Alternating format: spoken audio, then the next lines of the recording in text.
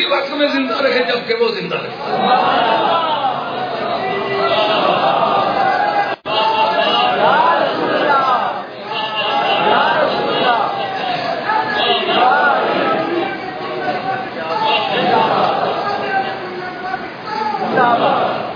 اب ہے کہ حضرت صدیق اکبر رضی اللہ عنہ کا یہ بحث چھڑی کہ دیکھیں اذانیں وہ بھی کہتے ہیں، اذانیں یہ بھی کہتے ہیں، اقامتیں وہ بھی کہتے ہیں، اقامتیں یہ بھی کہتے ہیں، نمازی وہ بھی ہیں، نمازی یہ بھی ہیں، وہ بھی اسی قبلے کی طرف منہ کرتے ہیں، یہ بھی اسی قبلے کی طرف منہ کرتے ہیں، کرتے ان کے بھی لمبے ہیں، کرتے ان کے بھی لمبے ہیں. بولتے عربی میں، بولتے عربی میں تمیز کس طرح کریں گے؟ ایک جملہ عرض کروں جو آپ کی پوری زندگی کی تاریخ مانگے. مقتضائے فکر یہ ہے کہ آدمی قیمتی بات کو قیمتی انداز سے سنے اور قیمتی طریقے سے یاد رکھے. دیکھو اب ایک شراب سحر ہوں اور ادھر میری زندگی کا سر شام کا وقت ہے.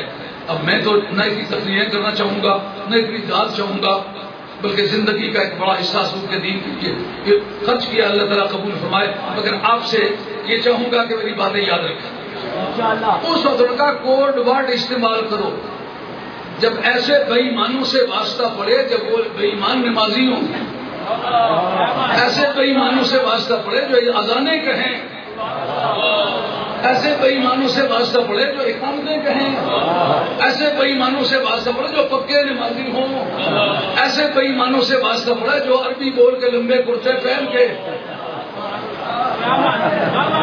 کچھ کا کچھ کریں. پھر کس طرح پہچان کریں کہ یہ اپنے ہیں یا بیگانے؟ پر تیری تاریخی یادگاروں کو سلام. آپ فرماتے ہیں کان شعارہم یومئذ یا محمدہ. میرے مذہب کا کوئی دانشور لکھتا تو اور بات تھی. امام ابن کثیر نے البدایہ والنہایہ کے اندر لکھا ہے، 14 جلدوں کی کتاب ہے.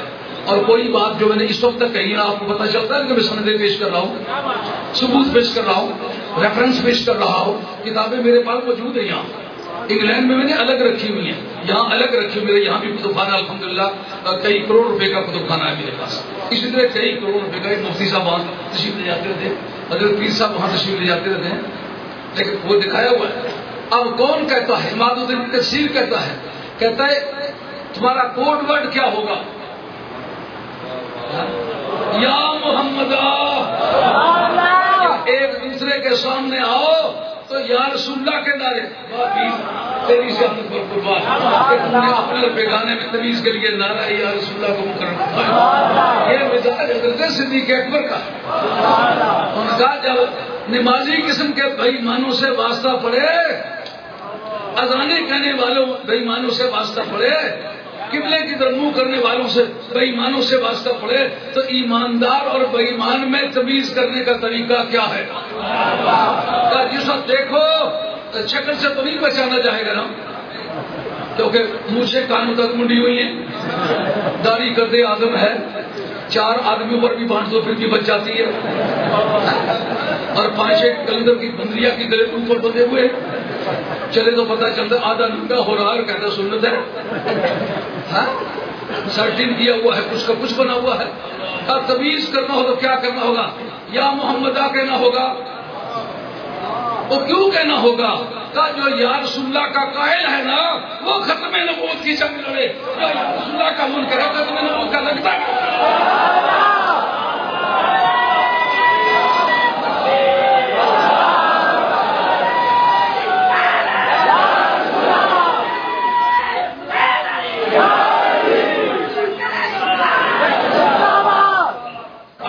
اس وقت دعوت فکر علماء کرام کی خدمت میں یہ پوچھتا ہوں کہ یا رسول اللہ کے بارے میں شرعی موقف کیا ہونا چاہیے؟ اب اور کچھ نہیں تو سابقین اولین تو حضرت صدیق اکبر کی مجلس میں موجود ہیں، 13,000 آدمی ہے جنہوں نے اس پر عمل کیا. اجماع صحابہ بنے گا کہ نہیں بنے گا؟ اجماع صحابہ بنے گا کہ نہیں بنے گا؟ تو اجماع نصی تام جس کو کہتے ہیں، اجماع کی 3 قسمیں ہیں. ایک اجماع نصی تام، ایک اجماع سکوتی، ایک اجماع مرکب. لیکن پہلا اجماع نصی تام ہے. سارے جتنے مجتہدین ہیں، جتنے لوئرز ہیں، جتنے جورسٹ ہیں، وہ بول کے کہتے ٹھیک ہے. اب جس وقت ان سب نے عمل کیا، اس کا نام کیا ہوگا؟ اجماع نصی تام. یکفر جاہدہ، یہ آپ کی نور انوار کی عبارت ہے، اسامی کی عبارت ہے، توضیح دلوی کی عبارت ہے، مسلم و ثبوت کی عبارت ہے، کشف المبہم کی عبارت ہے، مستصفیٰ کی عبارت ہے کہ جو آدمی اجماع نصی تام کا منکر ہو وہ کافر ہے. یارو اب کیا صرفہ رہ گیا ہے؟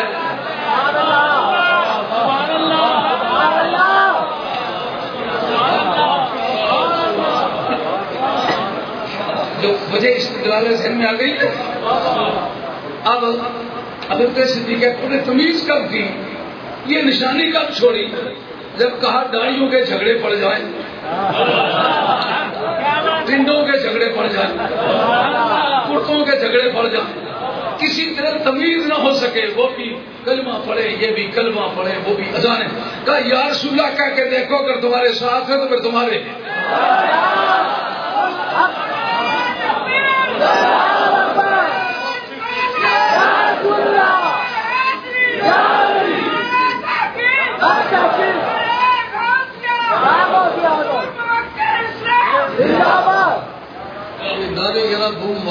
وقت نکلنا کیسا جب پیچھے بندے بولنے لے ہو رہے خان سے دو ایک نات بولیا کرے تو دوسرا کر کس طرح جان چھوڑ سی دل کرتا مدینے چاواں بد آواں تے بد جاواں دعا کا کرایا کہ پسے نبی نے پھیرے کتنے کرنا پیا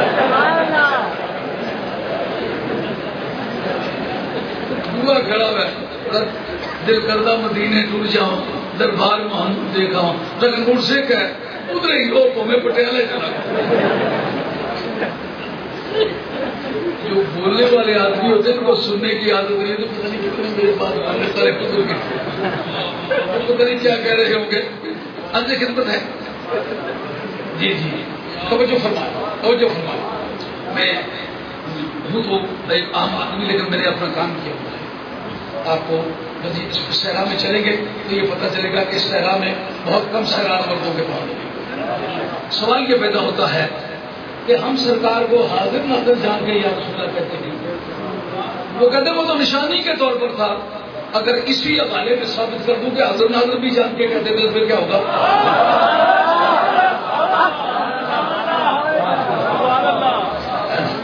کبھی فرصت میں سن لینا طویل ہے داستان میں.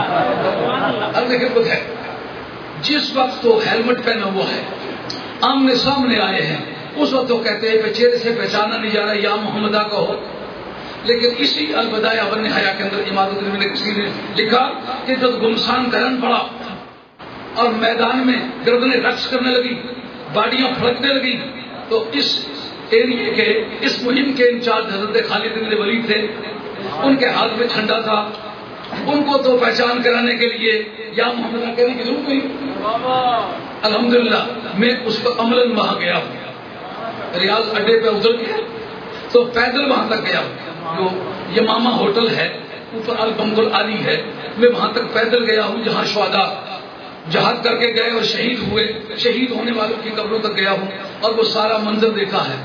تو وہ جگہ بھی دیکھے جہاں خالد بن ولید نے مدینہ طیبہ کی طرف منہ کر کے کہا یا محمد. اس وقت تو پہچان کرانا مراد نہیں تھا نا, اس وقت تو مراد تھی مدینے والے. اس وقت ہم بے کسی کا شکار اب آپ کو اس وقت کے حالات کا گلہ ہے. ابھی بتا رہے تھے عربی نے یوں کیا, عربی نے یہ کیا. عربی میں کہتا ہوں جب 65 کی جنگ ہوئی اس میں داتا صاحب بم پکڑتے دیکھے گئے, علی مرتضیٰ دیکھے گئے, عالیہ بغداد دیکھے گئے, خواجہ فرید نواز دیکھے گئے, سید بہاؤالدین لکشمن شہنشاہ بخارا دیکھے گئے. جدھر کسی کا تعلق تھا جنہیں کو کہا ہے ماریے بھید میں بھید کی درد لگنا. جس سلسلے کا آدمی تھا اسے پکارا تو آئے. لیکن آپ کو یاد ہوگا سن 63 میں ایک بل پاس ہوا تھا جس میں تمام سنی علماء کے مدارس نارجسٹ قرار پائے تھے.